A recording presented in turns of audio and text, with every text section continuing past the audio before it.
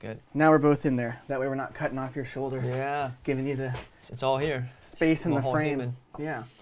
Yeah. Well, everybody, welcome back. We got another episode. We're in Ohio today, not the usual studio space, so we've got kind of the travel kit going. And today I have Rick with me, and so you've known my wife for a while. That's kind of how we're connected through our wives.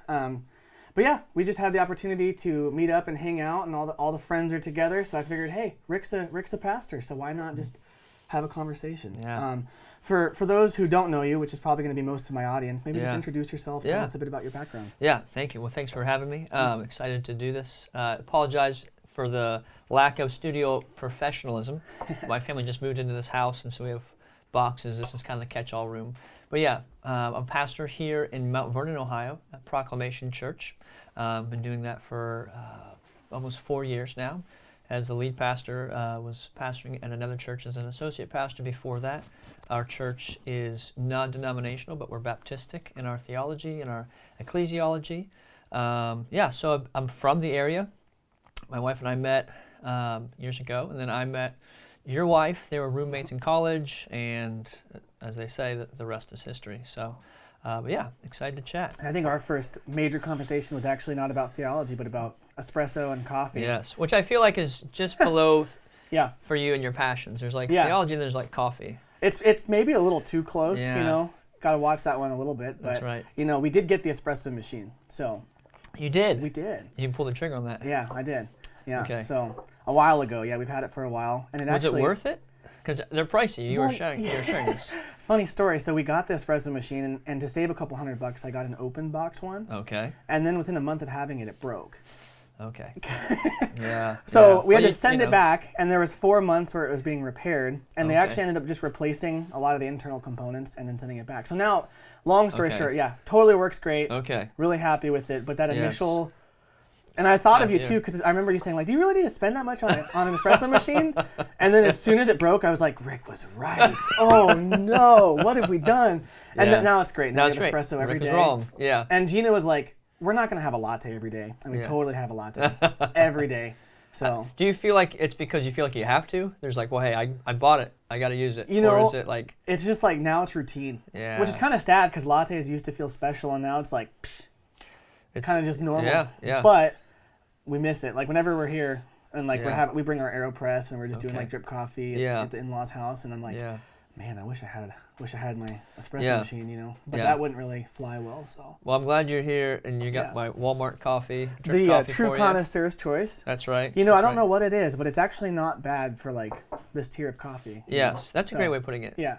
And I want to stay there with my coffee choice because I feel like if I go anywhere else, like if I move up the scale, then I'm going to be dissatisfied, and it's like better just stay on that bottom rung. Yeah, Enjoy the cheap coffee. It's not a bad choice. Like as far as coffee goes, because it's diminishing returns, right? You start to invest a lot more money for just like a little bit better coffee at some point. You can improve drastically from here, but once you get to that level, it's like, okay, now we got to have like the $8,000 machine, and it's just a little bit better. It's a shadow of the fall of man, or human condition, right?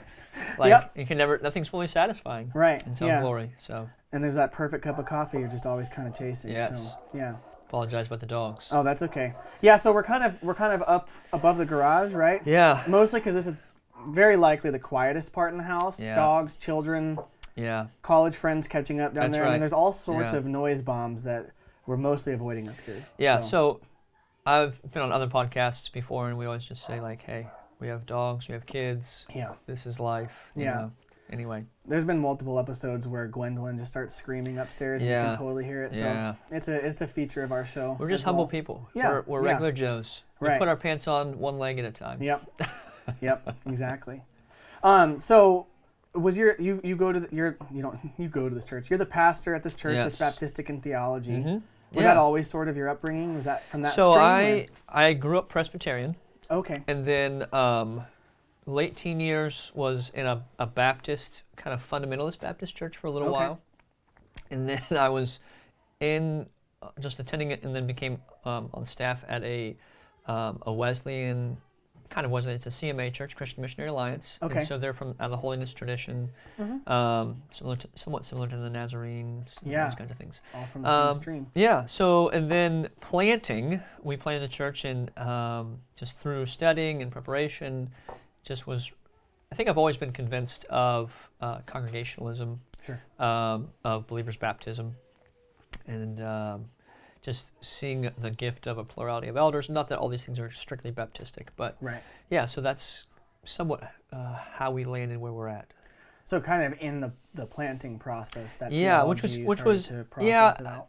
Early in the process, it was kind of made things a little chaotic for me. Sure. In that it's like, man, what are we going after? And that was somewhat confusing. One of the gifts, I think, of Catholicism is you don't have to worry about figuring any of that out. That's true. And yeah, you know what? That's been a part of it. It's just obviously like, coming in, I was like, there's a lot to figure out to make sure Yeah. I'm okay jumping on board with this. But Yeah. then on the back end, you're like, we're comfy, yeah. we're cush, we It's can taken just care chill. of. Yeah. Yeah. And there's a huge benefit to that in that sense. Now we're obviously not Catholic for, I think, good reasons. Sure. But nonetheless, like when you're as Protestants, it does make you figure that out, which I'm happy. I'm glad that was the case. It's like, well, what do we believe about these things? Who do we think has authority over a congregation or the believers Right. in this local body? And Well, how and does good that for you guys for function? working that out too, because I feel like there's a Yeah. lot of churches in the Protestant streams, you know, because there's so many different Yeah. streams that might be like, well, I don't know, just Yeah. don't Yeah. pay attention to that too much. We'll just kind of do church and Yes. worry about that on the back Yeah. end, and then that really means it doesn't get thought about. So. Well, and we were having this conversation. I was with a brother in our church the other day that we require baptism for membership and for communion. Yeah. Right? And this idea that you should be baptized before you take communion is nothing new to the church. Right. But it's new to like modern America. They're like, wait, It's what? like offensive to people. It It's so is. funny. Yeah. It is. And you get why, in the sense that they've grown up with no barriers to the ordinances. To our two ordinances. And it's like, well, you can, if you want to be baptized, it's whatever. And like, no, the church administers these things. And so you have to understand their function and why they're here. They're not just kind of like icing, like, well, if you want to, it's great. Sure. Like, they're very important. So part of what we're seeking to do as a church is just go back to church history and just even the Protestant history and say, hey, like, these things really matter. And we're not going to be like light and careless with them either. And that offends people. But as you're talking with them and you say, listen, we would say communion is the doorway into the house, the family of God. Baptism is that. And then communion is a seat at the table. Hey, that's some language that Catholics could agree with. Right. So, obviously, the particulars we might push back a little bit, but when you explain, like, this is us identifying you as a believer, and this is us confirming that you're a believer. Well, we can't continue to confirm if we haven't already affirmed. Yeah, right. Or continue to affirm. The church we wouldn't say it does not confirm, but affirms. Sure. Like, one has to precede the other. And when you explain that to people, they're like, oh yeah, that makes sense. That makes sense, right, you know? Right. But then there's like this, well, why hasn't anyone ever taught me that?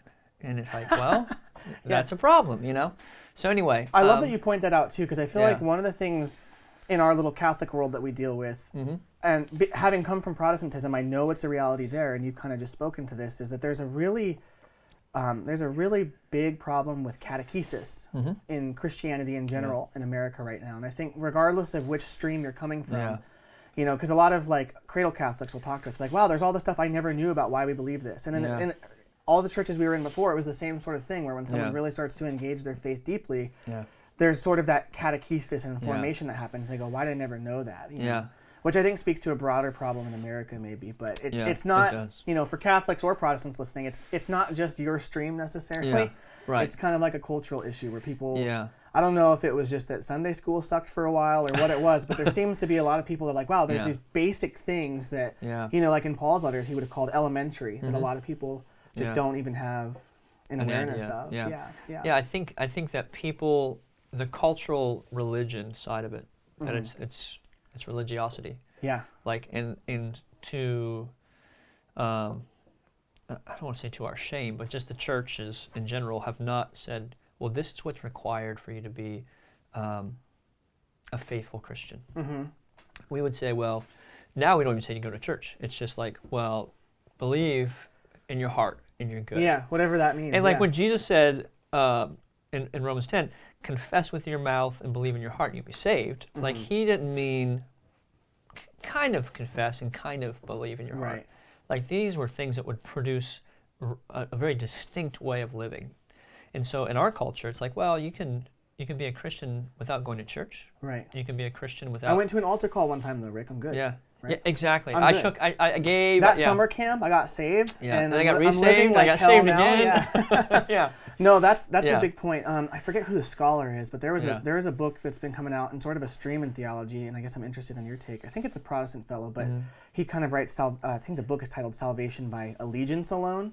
Kind of like on the whole faith alone thing, but faith in the Judaic context of Jesus' day wouldn't have just meant an intellectual assent with no change in your life. It would have meant holistic allegiance in every part of your life to whatever your faith is in. In the same way that like being faithful to your wife and having faith in your wife doesn't just mean like I believe she exists. It's like there are parameters to that relationship. Yeah. Right? And this is what James says. Yeah. Like show me your faith the only by time your faith works. alone is in the Bible. Right. Well, there's an element of like, I always say, if you believe your house is on fire, you're going to do something about it. Yeah. Like you're not going to be like, oh, it's, it's like the meme where it's on fire, like this is fine. Yeah. Yeah. It produces action. And everyone knows that. Like nobody's really deceived about that. Sure. The reality is, and we say this a lot, everyone wants the kingdom without the king. They want the kingdom of Christ. They want the blessings, eternal promises, the joy, happiness, life's good. They want the promises of the kingdom without the king. Do you listen to John Mark Comer at all? Yeah, a little bit. Okay, because he's used that exact line before. Okay. So before we converted, I was really into that stream and his whole church movement and stuff. Okay. And they were really into like the disciplines and things like that. And he talks a lot about that in terms of the secularization of culture and all the values of secularism, in a sense, are historic Christian social teaching of some sense, kind of stripped of the meat. Yeah. So you have this framework without the... Well, I think part of the struggle that evangelicals are figuring out, and even Catholics, is how do we engage well with the culture? Yeah. Because there's the fundamentalist side who just want to pull back and isolate. We just don't engage. Yeah. Right, and then there's those who want to engage, and it kind of actually just goes woke, and I use that totally. Yeah. I use that term like understandingly, like not like they seek to do good, and what happens is they seek to do good based on the world's standards of good, and then they just become like the world. Exactly. Yeah. Instead of saying, well, I don't want to recede back. I want to step into culture. Yeah. But how do I do that while holding fast to my faith? Right.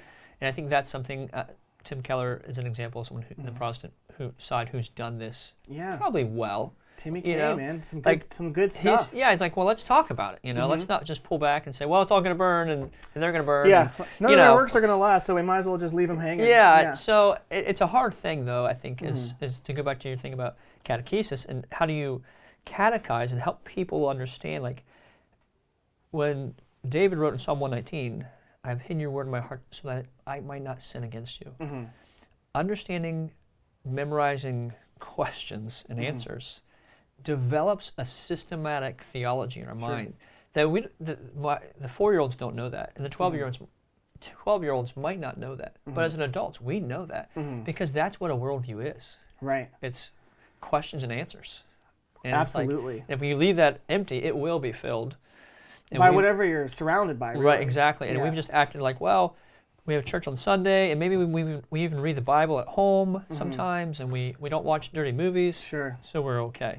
It's like, man, that has not proven anything. Well, and I think formation is so deep too, and I think there's a lot of senses in which there's this whole movement in Protestantism especially, but even in Catholic circles to contextualize, in our case, the liturgy, and in your guys' case, your worship services towards what's cultural. Let's have fog machines and really cool worship, or let's sing hymns, in our case, that are popular, but they're really from the 70s, so now they're outdated. It's a whole mess. But it's like, well, if we can make it look appealing to what the world wants, then maybe they'll come to church, and we can sneak Jesus in there, which is, in a sense, it's almost dishonest, because it's like you're hiding Jesus in your pizza party, and they're like, well, why don't I just go to the pizza party without Jesus, But then on the other hand, kind of what you mentioned is, if you contextualize to the culture in our culture that doesn't work. Like if you're on the mission field in Africa and they've never had the gospel and you're going to a pre-Christian culture, you can take the element, because they're probably a spiritual people, you can take the appropriate elements of that culture and contextualize the gospel within it pretty effectively. But in American culture, it's all built off of stripping the gospel out. And so to contextualize to it is to do that as well.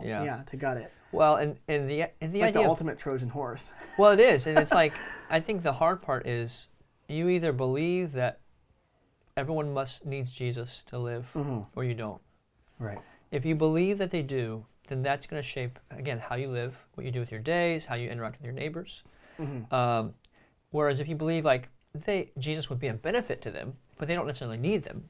Yeah, he's a nice accessory. Yeah, and that changes. Like, you're like, let's have a party and let's have some fun and let's bring Jesus in because he's a good friend of ours too. Yeah. And it's like, well, man, this is life and death. This is serious. We need to act like it's serious. And I think that's where a lot of people are frustrated, is they're in churches, they're in Christian communities, and it just rings hollow.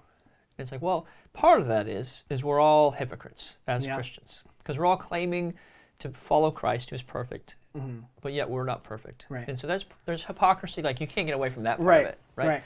But the other side of it is that it's a cultural thing where a lot of people just are labeled Christians because they're in the building. Yeah. Right? And so this is, again, back to the ordinances, like, what a beautiful thing that we can say, well, those who partake of communion should be affirmed, baptized believers.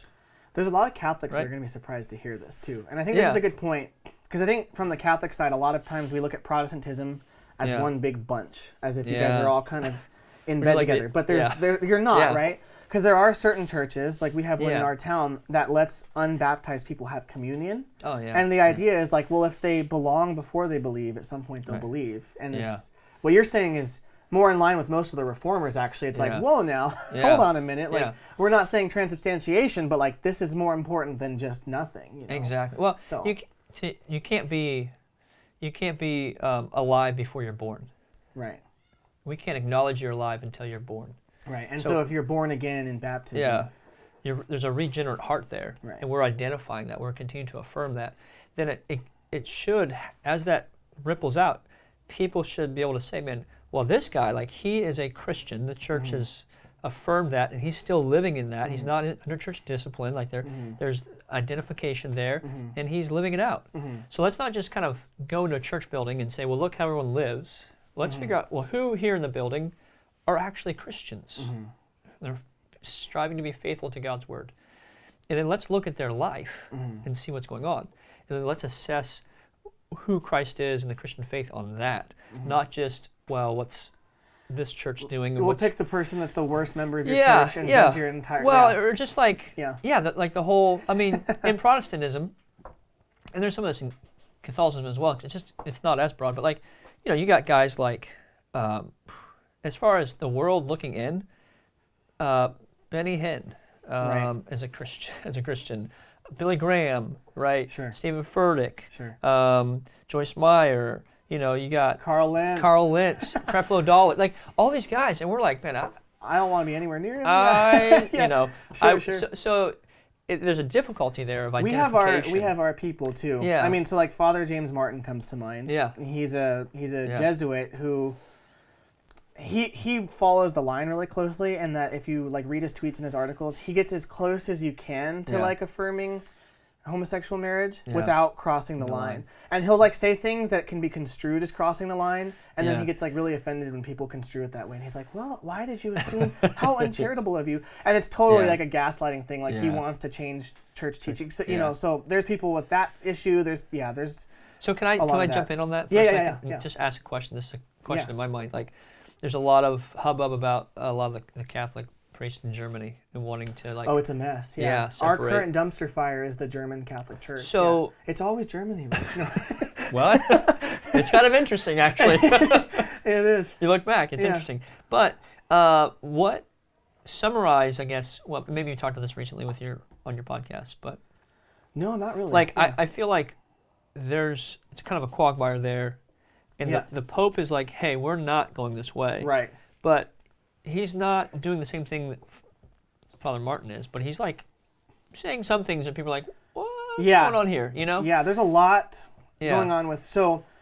There's a lot there, sorry. Sure, yeah, no, you're good. So I think one of the things is, the church has sort of, after Vatican II, one of the things the church wanted to recapture, because we're no longer in a Christian society, much less like high medieval Catholic Europe, right? Right. And in high medieval Catholic Europe, if a bishop was getting out of line, people expected the Pope to kind of come in and be like, yo, step back in line. Yeah. And in that context, one maybe could argue that was a little more appropriate because everyone was on board, everyone was in the same ship, you know. Yeah. And so it was kind of nice to, you know, have the CEO come in and say, guys, we're not doing that, you know, and step in when things are getting out of line.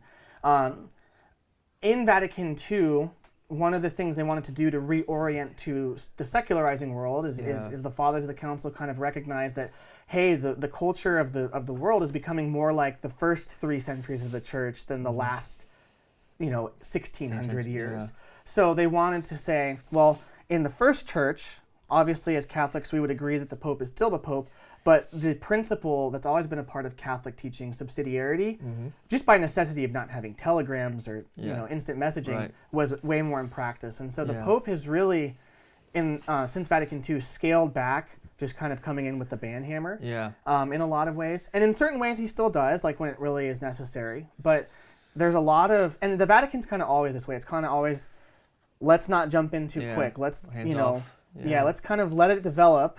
Which sometimes is good because some, you know, like in the case of Cardinal Pell, they accused him of all sorts of things that he wasn't guilty of. And then, you know, so the media jumps on him and then it comes out, oops. So the Vatican doesn't want to be like that, where it jumps on something as soon as the first, you know, hint of scandal comes out. It's like, let's let all the facts kind of hit the table and then we'll make a decision. And usually the Vatican press is like, hey, you know, Tuesday at 8 p.m., you know, just like, here's a random news by the way. or Wednesday at 6 a.m. or whatever. Like, they don't make a big deal out of these things. They're just like, okay, we've thought about it for like 3 years now, here's our thing. So that's one reality. But, so the Pope is trying to return to a church in which people look to their bishops first for issues and then escalate as necessary. And one of the process that they're trying to do is called the synod and synodality. And within Catholicism, this is a really hot topic right now in that it's becoming pretty clear that there are people within the church who disagree with the church that have, you know, kind of gotten into positions of power. And especially with the synod, it's pretty blatant. There's an attempt, they think they have the church by the jugular and they're going to change things. And the German church is kind of at the forefront of that. So the German cardinals and bishops are trying to utilize the synod and synodality to change church governance, to like they want to form a council that governs the German Catholic Church of lay and clergy. And so that would essentially say, like, your bishop doesn't matter, but this lay person that's been appointed to this council is who's going to set our doctrines and things like that. And then they're using that as the mechanism to, you know, change church teaching on marriage, change church teaching on sexuality. And for Catholics, these are things that they might not have been solidified by like an ecumenical council, but the historical teaching is so clear that there's no moving. Right. That's the weird thing, like for us with the sexual issues, and even like we are firm believers that the role of elders for qualified men, right? And which is super unpopular. But like, no one even dreamed of dealing with this. Right. Like, they're like, well, it doesn't say anything in our documents or our church history. It's like, nor would it have. Yeah, like, that would have been an absurd thing to bring up. Yeah, that would have been like, why would we even have to consider that? Yeah. And that's amazing how much has changed in just a couple hundred years. And really like the last 100 years, really, you know, with the sexual revolution and stuff. So that's what's going on. And then the Pope has the same problem. I like to say that he has the same media problem that Donald Trump has. In that he'll say something, and depending on which media source you look to, they're going to construe it as like the best thing he's ever said or the worst thing he's ever said, depending on how they can slant it for their agenda. So he's recently made some comments, like, I think the technical comment was, we should not, basically all he was trying to say is like, we shouldn't use our, like, the governments shouldn't chastise and like kill people for being homosexual. Like if someone's homosexual, the government shouldn't prosecute them and you know, throw them in jails or things like that. Because in America, we forget that he's the Pope of 1 billion Catholics, and there are countries where maybe in America things are off the rails and it's crazy, and we Yeah. have the SCOTUS rulings and we have, Yeah. all the craziness. But in other countries, they're stoning people who are gay. Yeah. And it's like we can maybe look at that and go, well, maybe we shouldn't do that. Right. Like, Yeah. you might not agree that there Yes. should be legalized homosexual marriage, but like Yeah. the response shouldn't be to necessarily kill a human who's still made in the Right. image of God. So, Right. but as you can imagine, the more, I would say, left-leaning media is like Yeah. the Pope is like on Yeah. board with gay marriage. Yes. And then we go to the Vatican being like, we're not going to come out and be like, no, correction. We're just going to be like, Yeah. okay, shrug. We have important things Yeah. to do. So Well, you think about it, like no institution in all of humanity probably has dealt with more scandal than the Vatican. I mean, really. that, absolutely. I mean, yeah, seriously, like- absolutely. The fact that it's still there is And like, yeah, they're and arguably the oldest institution in that They sense are, of like yeah. an established, like literal physical institution, but just the scandal of dealing with that. So they're pretty good at it. But yeah, it's a hard thing to navigate of like. We see this with the Church of England, right? oh yeah. And they're like just faulting, and it's so. I mean, I'm not Anglican, but I was for a hot minute For a there. hot minute, yeah. I'm really glad that I'm not right now because I'm like, anything the German Catholic Yeah. Church can throw at me is nothing compared to well, England right now. yeah, it's heartbreaking. It is. It yeah. is heartbreaking, and there's a lot of people who are frustrated and Mm-hmm. sad, and I think that this is interesting. A lot of people, I say a lot of people, but I know a couple Protestants, a handful who have moved into Anglicanism Mm-hmm. because they see things they like and they appreciate it, and they've uprooted. Just hit the camera. Keep talking. Yeah, so they've uprooted all this stuff in their lives, and that's a huge shift. Yeah. And it's almost a harder shift than like Protestantism to Catholicism, Interesting. because it's like if you're gonna go, just go all the way. But it's like no. Like, Yeah, I think no, I'm I here, get you know. that. And they do that, and then now like, not to say that the Church of England is wrong, or Sure. like, obviously some of its leadership is wrong, Right. but that's just a hard thing. Like you've upended a lot of those things, and now Mhm. you have to deal with this. And Well, I wouldn't be Just- surprised whew. if it does push a lot of people into the Anglican ordinariate of the Catholic Church. yeah, Because we Yeah. have that, which is really cool. I wish we had an Anglican ordinariate parish near me, but there is a liturgical rite within the Catholic Church that's still the Roman rite, but it's Yeah. specifically the Anglican use. oh, okay. And so for an Anglican Yeah. to come in, it feels Anglican. almost exactly like what you went to. Yeah. A couple extra little Yeah. doctrines in there, Yeah. right? Things. Yeah. But yeah, I think with a Small lot of little that stuff, things. yeah, minor things, papal Right. infallibility, Yeah. immaculate conception, but Things like that. just a couple squabbles among friends. But yeah, I think that's going to push a lot of people over, because I know for Yeah. me, Anglicanism was sort of a stepping stone, and I feel like Yeah. a lot of people it is, because Yeah. when you kind of come towards Catholicism, there's probably 100 points along the way where I was like, I'm ready, Yeah. and I wasn't, Yeah. because there was always another thing to look into Yeah. until I had kind of exhausted it all, and was Yeah. like, I think I'm in agreement with everything. Yeah. And so Anglicanism was a good place for a long time. Yeah. And then conversely, there's a lot of Catholics who, when they decide, I don't agree with the church on homosexuality and marriage Yeah. and women in the priesthood, Mhm. I would like all those things to be in my church. They kind of revert Ditch to that. and ditch Yeah. Catholicism for, kind of like a squishy Episcopalianism. Yeah. Yeah. And so we see that too, and that's yeah. It is an interesting thing when you think about the argument about church unity. Mhm. A lot of people discuss the church, we're commanded in Scripture to be unified. Mhm. Christ commanded us. Paul writes this again and again, like, be unified, set aside your differences. Mhm. And part of like the blessing of living in this day and age, I mean, in my hometown, I can be Catholic, I can be almost any kind of stripe of Protestant I want. I can be not Anglican, but I can be Episcopalian, American Anglican kind of. Mhm. There's just so much that the heartbeat of unity really is about the heart. Like, you have to be committed to be unified. And I think that sometimes we want to see institutions unified. It's like, well, that's what unity means. It's like, well, man, there's disunity all over the Catholic Church, all over the Orthodox Church, all over Protestant churches. Yeah, Orthodoxy is getting really nuts right now with Russia. and- Yeah. Yeah. Yeah. Yep. So it's this interesting thing of like, we all want to be unified until we don't. Right. And there's no parameter outside of our commitment to Christ and to honoring His word to stay unified. And it's a delicate thing, because we don't live in a single like Catholic state or Protestant state. We're free to choose, which is a blessing. So schism abounds, yeah. Well, there's an element of like, what do you do with that? Like, Sure. Like you have to work out your theology. I have to work out my theology, Yeah. and I'm going to take as best I can lead and shepherd my family with me in that. And so even the call to unity, it's not an ethereal, like, well, just be kind to one another. Yeah, it's not right? this sort of like kumbaya mystical Yeah, exactly. unity. No, I agree. There's a hard, grinding commitment there. How do you balance that with the conviction, like, man, I don't think this is true. Sure. And so I need to go where I think they're preaching the truth.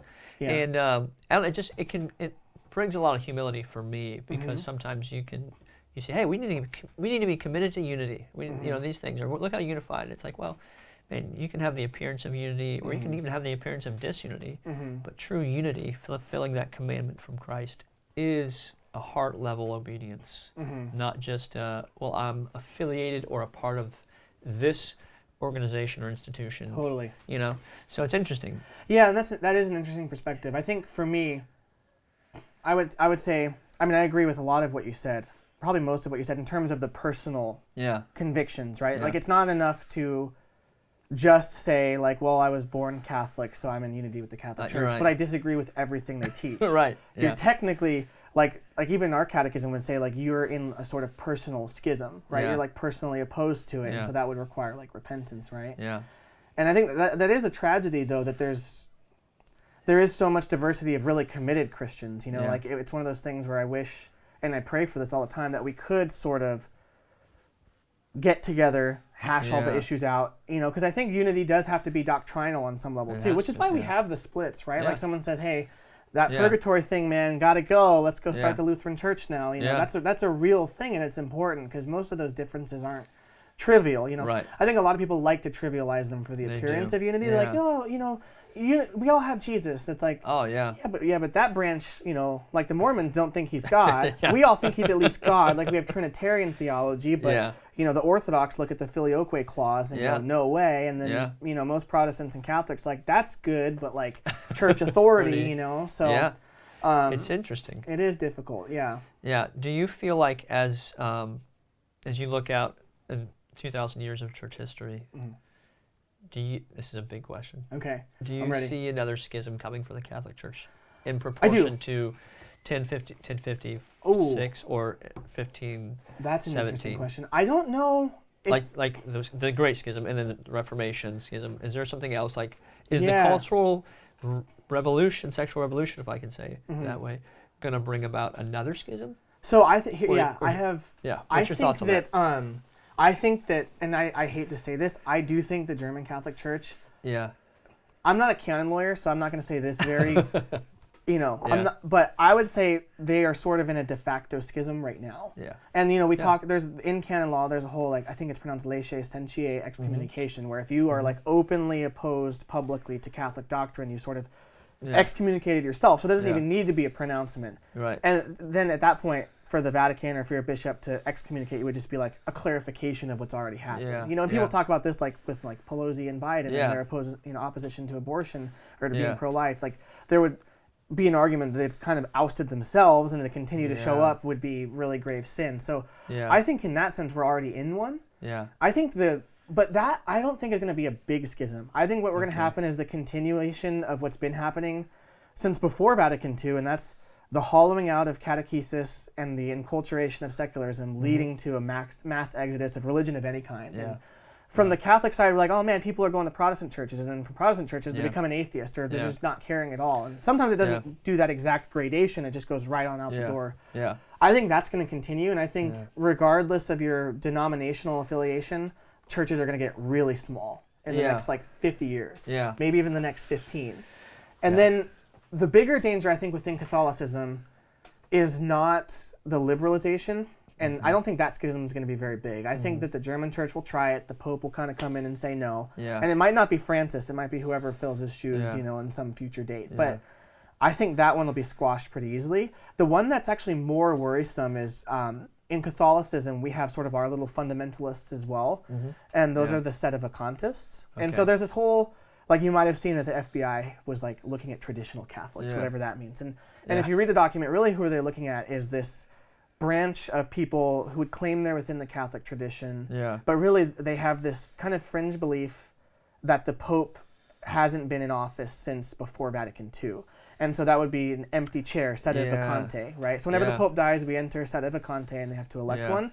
Well, there's this belief that in that time, I think it's before Pope Paul VI, someone will correct me when I'm wrong in the comments, I'm sure, that the papal election basically wasn't legitimate, and that we don't have a rightful Pope, and then since there's been a continuation from that illegitimate lineage, we haven't had a Pope since before the Council, which would make Vatican II not an ecumenical council. So there's this whole like, and I mean it is a full schism, but it's small.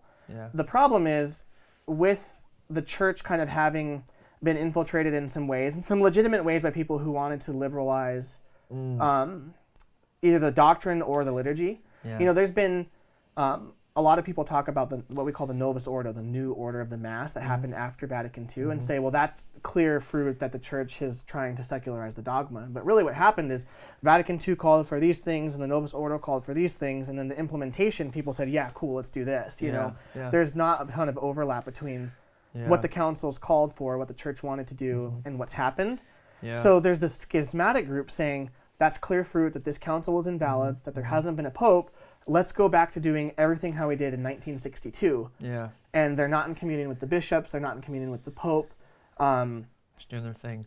They're just doing their thing. And there's a lot of Catholics who want to fix some of the on-the-ground issues we've had, and they're really mad about it. And it kind of becomes this gateway to a radical sedevacantist theology. And so, interesting. And so in our world, like the Latin Mass, there's a whole like Novus Ordo versus Latin Mass thing, and it's kind of like, do we have a drum set in Mass or not? You know, but more than that, let's return to this old form, and that's the bigger schism I think that's going to come. Are they wanting to bring back the Latin Mass for all churches? Wow. Yeah, and there's people that are in communion with the Pope that want to do that. And their argument is not because it's in Latin necessarily, it's because of the beauty of it. And I mean, I'll agree with you that most Novus Ordo Masses compared to most Latin Mass, or all Latin Masses really, are less beautiful.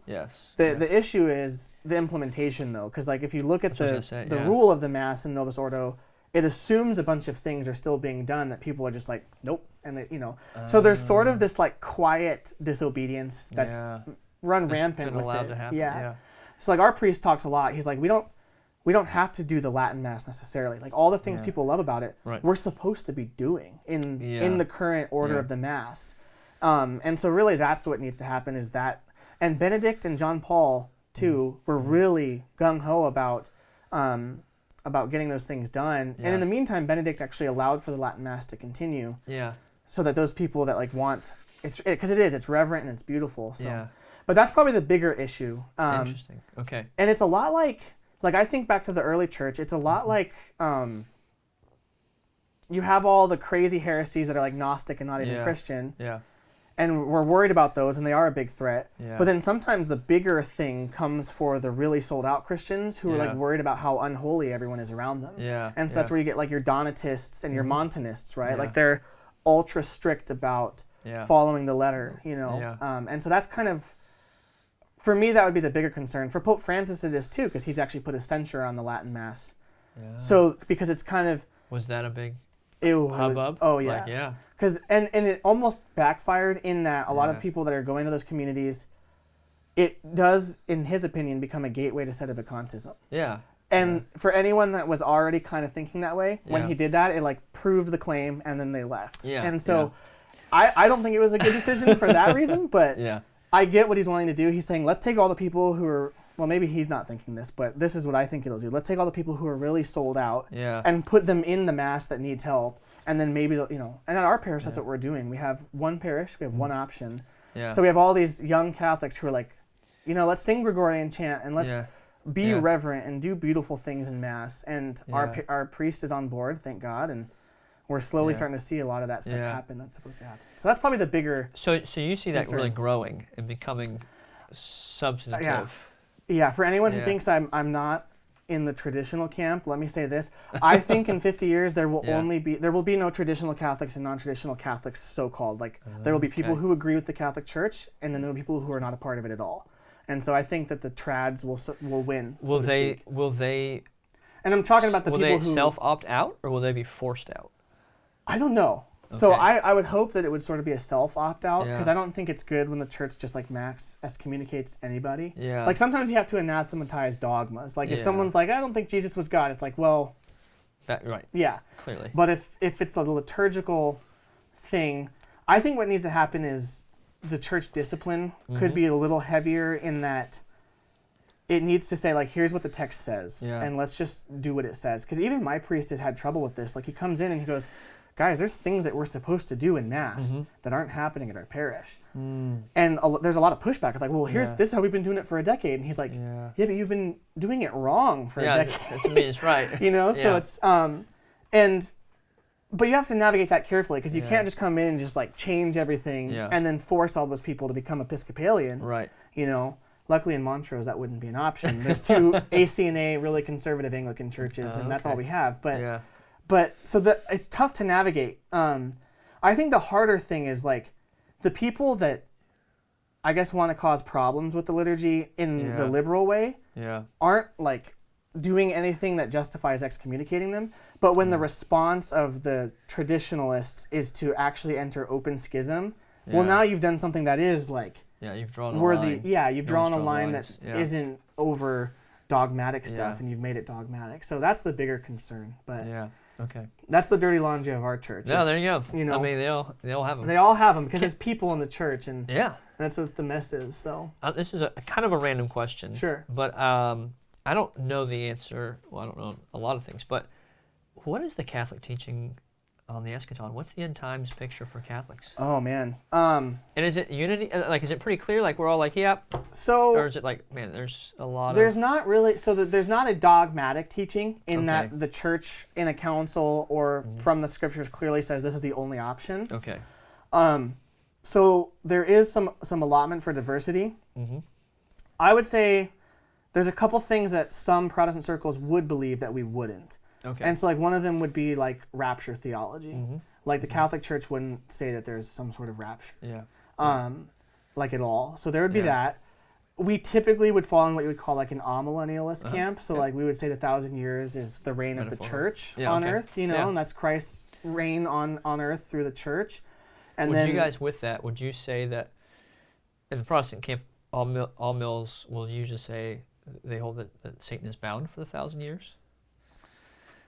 Are you guys familiar with that? Or I know. Yeah, I'm familiar with it. That's my hang-up with all mill, because I have a lot of friends who and I'm like, man, Satan's doing stuff, man. Yeah, like, I don't know if he's like, and obviously, like, what do they mean by bound? Right. You know? Yeah. So, anyway. There's not a ton of discussion. So, I will say this, what the Catholic Church says in the Catechism is that the church is reigning on earth, and that is, like, the victory of Christ. Like, this is the Davidic messianic kingdom, not just of earth, but of heaven, reigning in the body of Christ. And so that's sort of the theology, is if Jesus is the Messiah, he's the Davidic king, and the kingdom has earthly implications, and that's the church.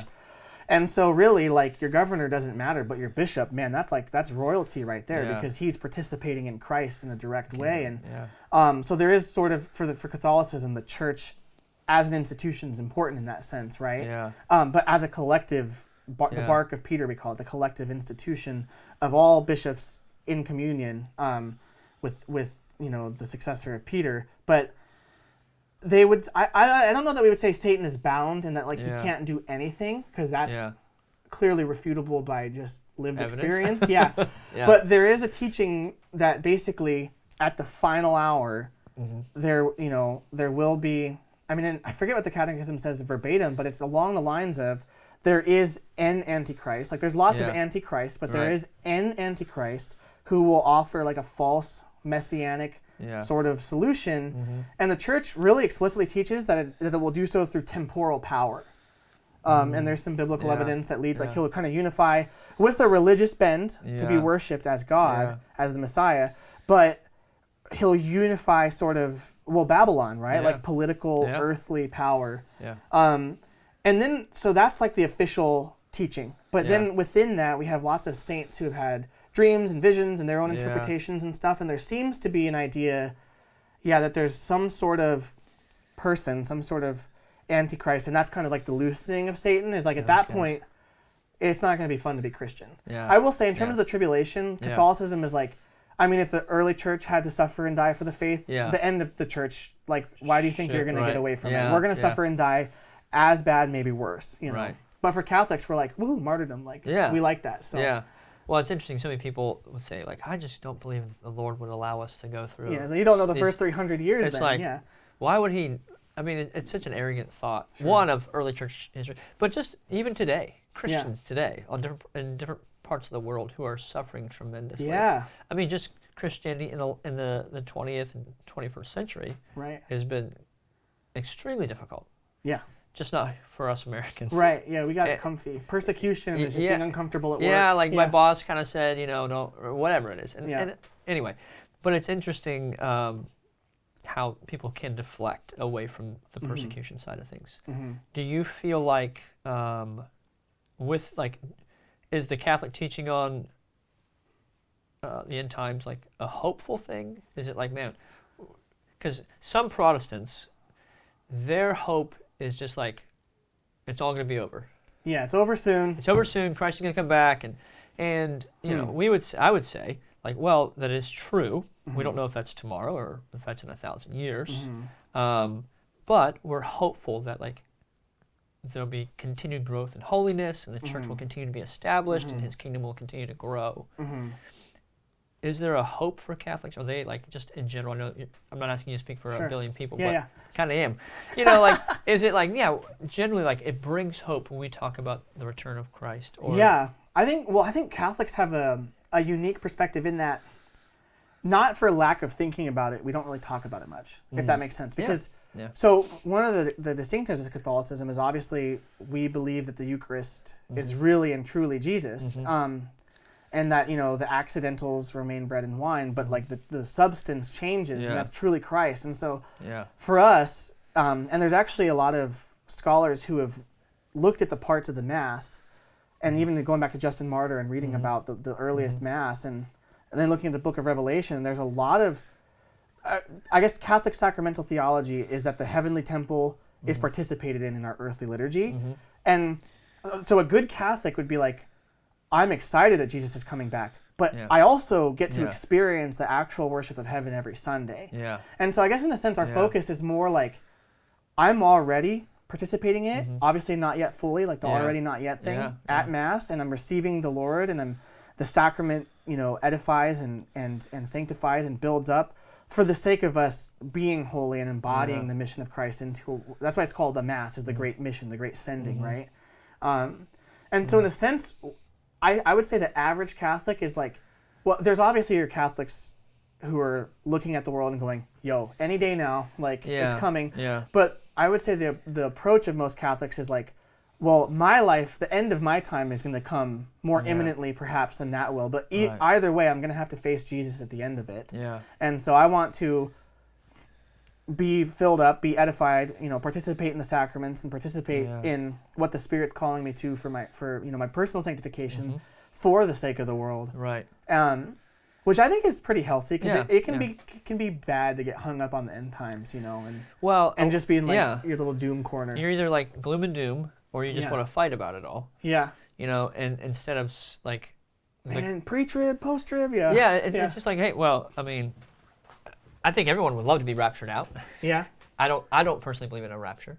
Okay, cool. I'm a sort of premillennialist at this point. Nice. But I think that understanding the gift of, and I think that's kind of what you mentioned, like Christ is establishing His kingdom.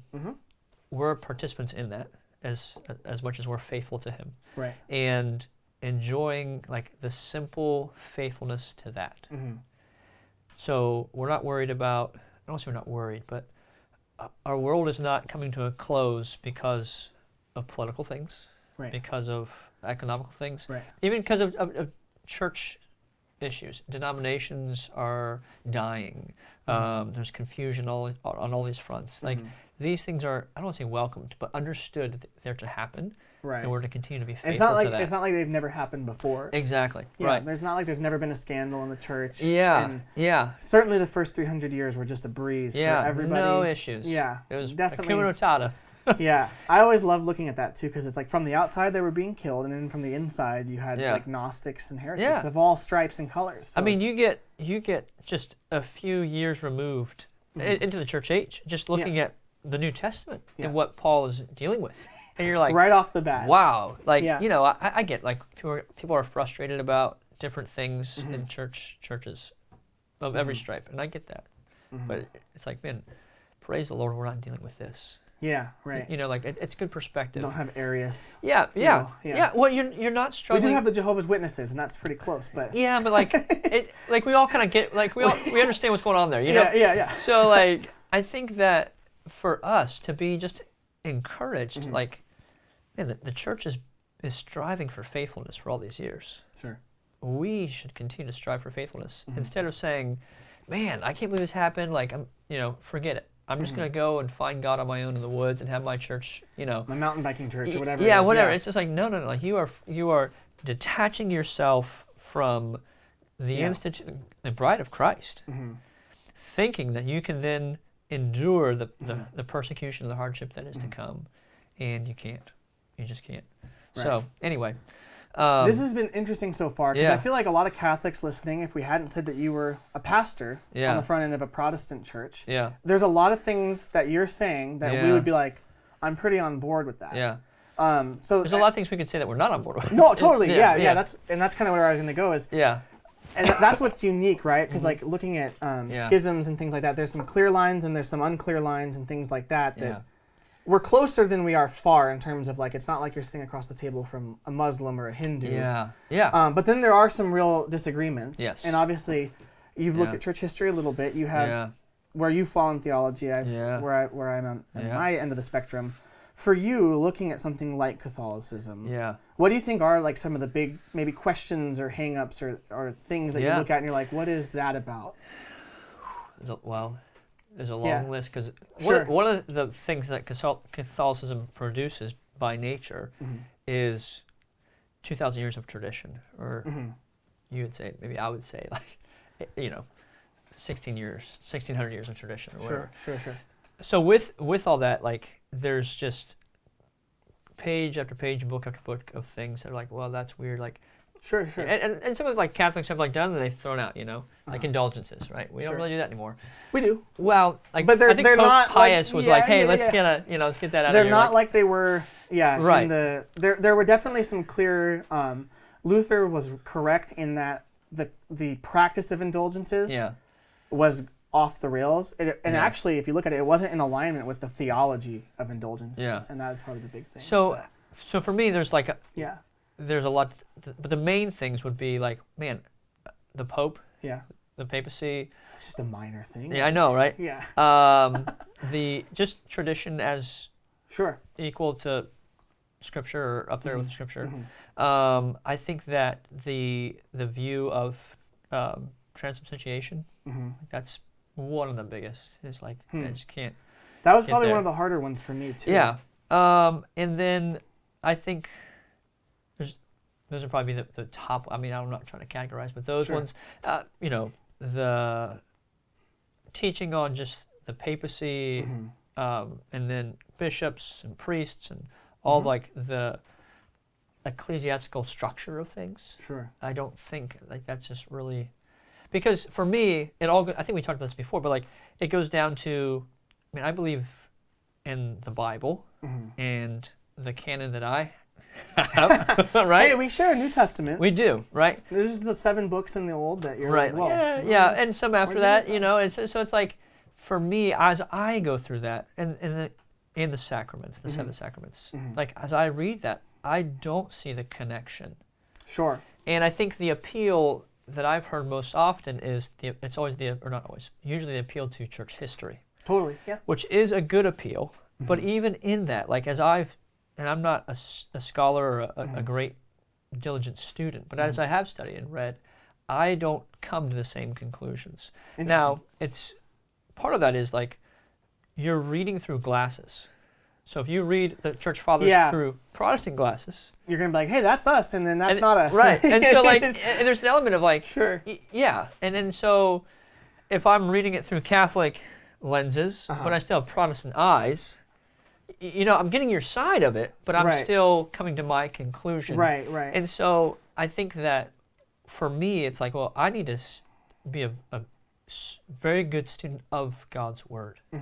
Because that I believe fully. And then from that, I study other things. And I just have not gotten to a spot where it's like, man, I see that.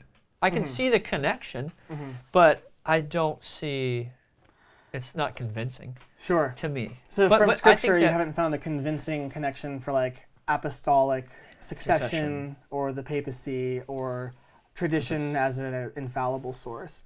Correct. Yeah. Okay. So no, I get that. No, so that's where I was as a Protestant. Yeah. So I don't know how much time you want to get into all these things, but depends. How much time do we have? Well, we've gone past our allotted thing. Yeah. So here's what I would say though. I think that as I do study these things, and one of the guys that I appreciate, he's a Protestant Baptist guy. I can't think of his name.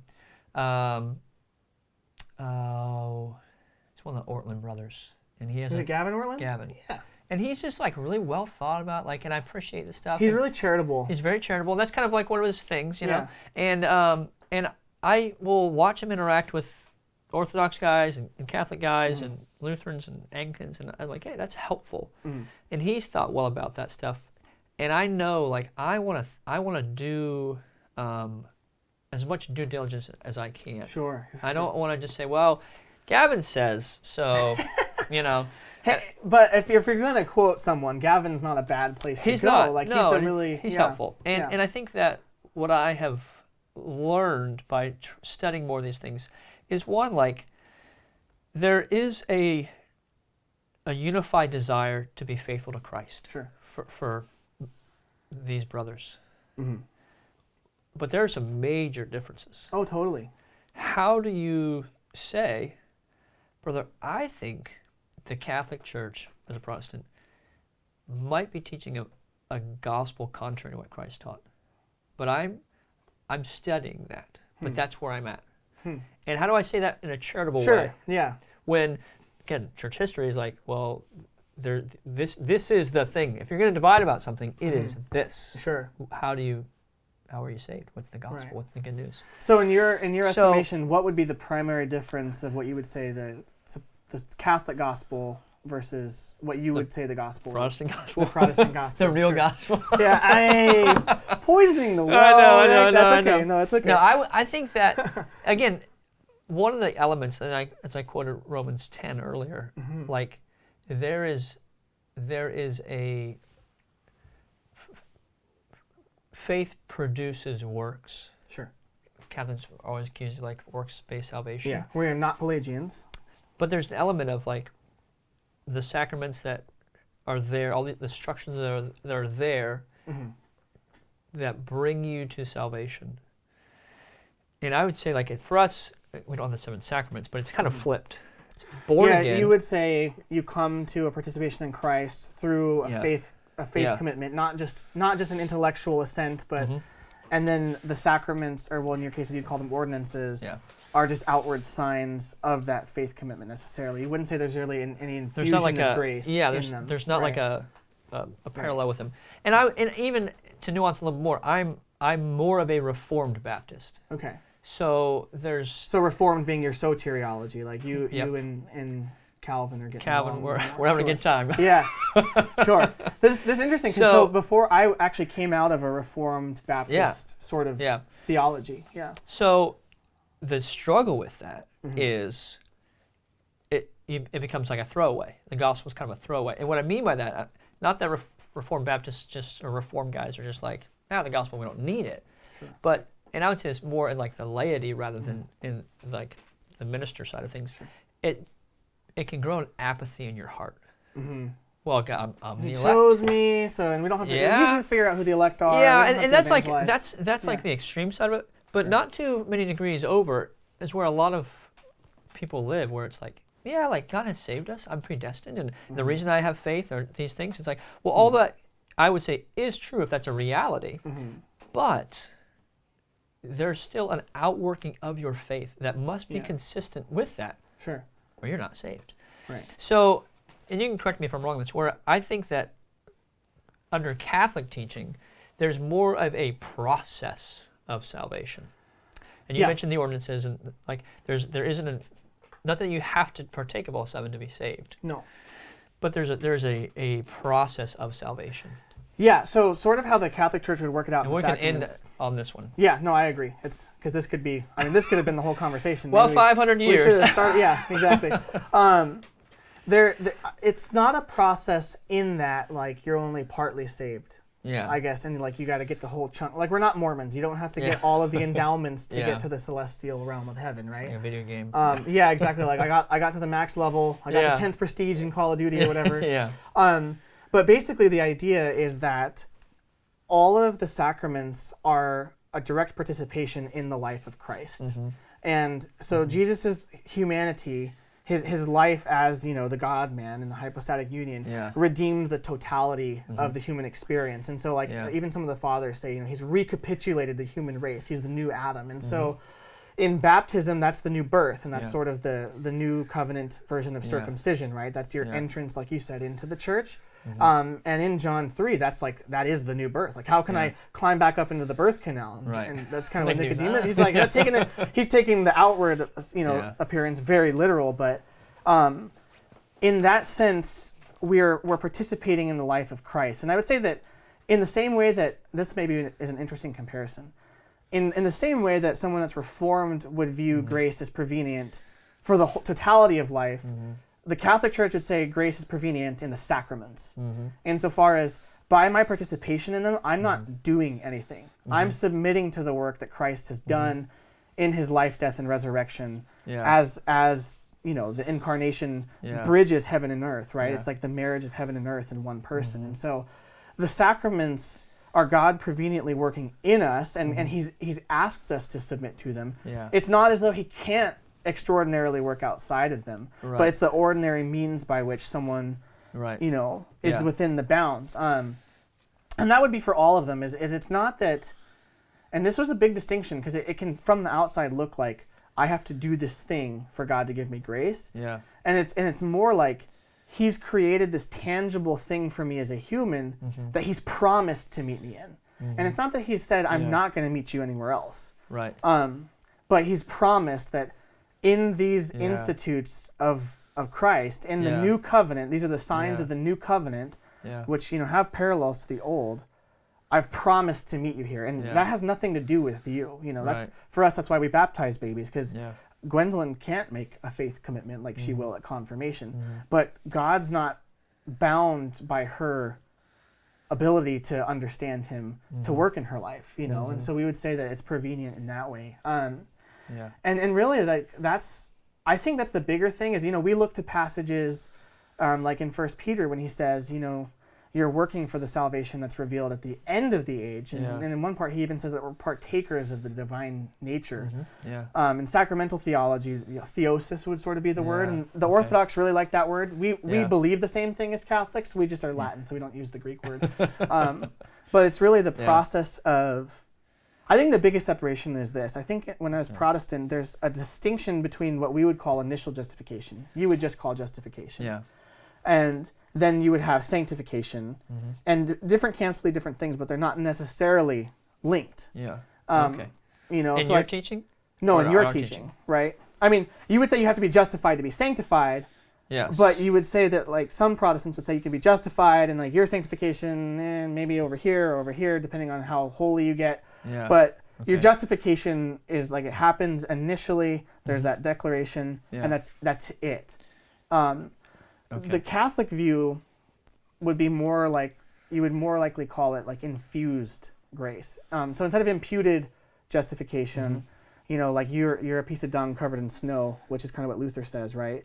The righteousness of Christ is imputed to you. The Catholic would definitely agree, and the Council of Trent even says this, like, at the moment of your conversion, when you are coming to faith, you are justified. Like God will declare you righteous. You're right. And at the same time, He's going to infuse you and actually transform you and change you. And so that would be the infused part. So it would almost be like the check that's sort of cashed in your name at the beginning becomes actualized. So it becomes liquidated in your life. So that would be... So we would say, I would say, I think Scripture teaches what is consistent with my understanding of Protestant theology. I'm trying all these you're gonna make someone really mad. Sanctification is the evidence of justification. Sure. Right. So the fruit is the evidence of the root. So if you, and correct me if I'm wrong, you can't just be justified and then stay there. Now, we'd agree with that. Yeah. You could die right away. And you maybe didn't get that holy. And you didn't live out and see that sanctification in process. But there's an element of salvation where the justification happens, and then the sanctification is like a grace-filled effort. Yeah. Yeah. So anyway. That wouldn't really be like an oppositional statement to a Catholic. Yeah. I think one of the major differences, though, and this is probably where the difference of opinion would hinge, is more that we believe that you could reject your salvation. Yeah. And so, that would be the work that I can accomplish as a human being from the Catholic perspective is, I certainly can't earn my way to heaven, but I can certainly kick myself out. And I think the idea of infused grace is more in line with that. It's not like I can just make the faith commitment once and then it doesn't matter what I do.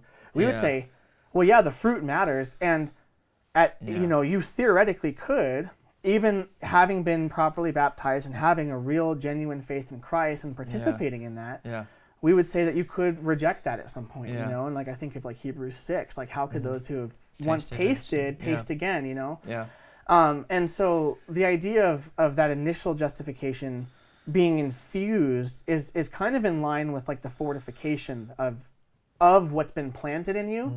It's like you plant a seed once and you water it and it grows and the seed is, releasing the nutrients and growing, but the water comes from somewhere else, the weather conditions come from somewhere else, but you could still uproot that plant. And so there's things that you would do with the seed that are infusing it with nutrients along the way. Right. And so for us, the sacraments would kind of be like that. You need that initial seed planted, but the fruit around the seed isn't enough, so to speak, to give it nutrients the whole way. You have to have bread for the journey. Yeah. And that's kind of what I would say the sacraments are. And we would say that's what the Word does. Sure. And we would agree. Yeah, we would agree with that too. So, but anyway. Yeah. I think that's definitely one of the big ones. And I started to see that, I guess, just viewing. It's funny. I would say we should have started here because I could. I think that I did become convinced of a lot of Catholic doctrines biblically. Yeah. And really, the attempt was just to read the Bible in view of the first century, not just of the church, but of Judaism and what it would have been like, because I think a lot of times, you talked about the glasses and the lens things. A lot of times we sort of read a 16th century or a 21st century sort of Western legal code back onto the Old Covenant even, and really misconstrue what Jews would have even thought, And to be fair, in Luther's day, they were mostly Kabbalistic, so they would have thought that he looked at them and then said, "This is how they read the Old Testament." So to be fair, that's kind of true, but I think that is definitely one of the big distinctions. But I don't know if that is a lot. I wish we could break out the scriptures, and we probably don't have time, so we'll probably have to. But it's good. Do a part 2. Yeah. And then just to really quickly touch on the apostolic succession. Yes. Yeah. If I could make a biblical argument, I think that's one that could be pretty convincing in that, for me, I started to just read the scriptures in view of Judaism, of if Jesus is the Davidic Messiah, what would the expectations be? Not, obviously there were some false expectations thrust onto him as a great military leader and this and that, but what would the scriptures expect that, if God is the same yesterday, today, and forever, and God himself established very clear guidelines in the Old Testament, which Moses says are a shadow of the heavenly temple. We know from the book of Hebrews that we don't participate in the shadow of the heavenly temple, but we participate in the actual temple itself, the heavenly temple itself in the new covenant. Jesus as the high priest. well, in the Old Covenant, there were really clear ordinances or sacraments, so to speak, insofar as your initiation and your progression through the Jewish life until death. And so all of the things of Catholic authority and Catholic sacraments and all of that, in a way, are parallel to the Old Covenant, but obviously the superior New Covenant fulfillment of them. So they had circumcision, which is just a cutting away of the flesh as an exterior sign. We have baptism, which is a renewal of the interior life. You know, they had many bloody sacrifices that didn't actually propitiate for sin in an efficacious way. We have the once and for all sacrifice of Christ on the cross, which is made present for us in the Eucharist, like the Passover. And that becomes, our manna, so to speak, through the desert until we get to the promised land, which is heaven. They had the priestly authority of Moses passed down through Aaron in the Levitical order, and in Numbers 11, he ordains elders who have juridical authority over all Israel. We have the successors to the apostles, and there's all sorts of connections in the New Testament that make that really clear. So like Numbers 11 is when Moses ordains the elders, and Jethro and God are like, yo, you need help. Like, there's too many people, you need help. And if you actually read, Exodus 20? When Moses comes down and sees the golden calf, if you read that passage parallel to Acts chapter 2, it's actually a point-for-point typology. And I remember reading this because I was just reading the book of Exodus, and I was like, Acts was read in church one day, and this is when I was Anglican, and I realized point for point that what Moses does in that chapter, he's on a high mountain where there's a cloud and a fire, and he comes down, and Joshua's like, there's a war going on down there. So a holy man is like, what's going on? And then in Acts 2, you have the upper room with the Spirit, and then Peter comes down, and there's a holy man going, they're drunk. And it's the reversal of that, because on Exodus, they slayed 3,000 unrighteous people, and on Pentecost, they redeemed 3,000 people who became righteous.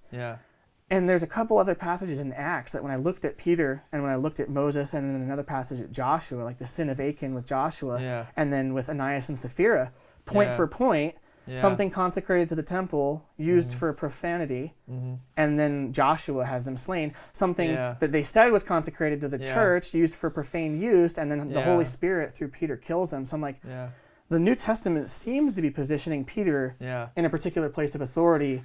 And that could just be as a bishop if you're Orthodox, right? Not necessarily the Pope. So that would, you'd require to look at other stuff. So I just started looking at stuff like that, and I was like, I think that from the New Testament in a Jewish context, there's a really good case that there is an apostolic authority that's necessary. I would say John 20 is probably the best place to look at this, because Jesus comes back, he resurrects, he just voodoo pops through the door. I don't want to use the voodoo with our Lord, but you know what I mean? He's like a ghost, and he just like appears through the door. And they're like, that's crazy. And he says, peace be with you. As the Father sent me, I'm sending you. And then he breathes on them, which is exactly what Moses laid hands and breathed on the elders in Numbers 11 to give them juridical authority. And it says to give them the spirit of Moses.